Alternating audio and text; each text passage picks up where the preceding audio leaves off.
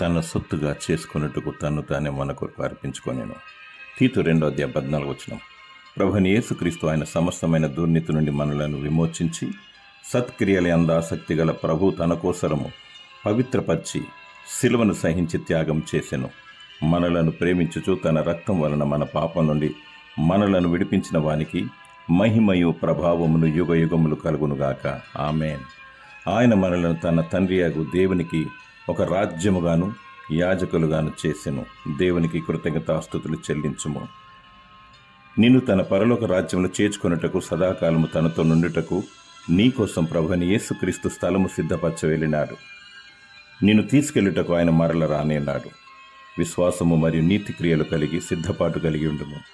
విశ్వాసం లేకుండా ఎవరును ప్రభువును చూడలేరు. పరిశుద్ధ పట్టణంలో చేరుటకు నమ్మకముగా జీవించుము. ఆయన శిలువ ప్రేమకై భజించి కీర్తించుము. దేవుడు నీకు నిత్య రాజ్యమును దయచేయునుగాక. ఆమేన్.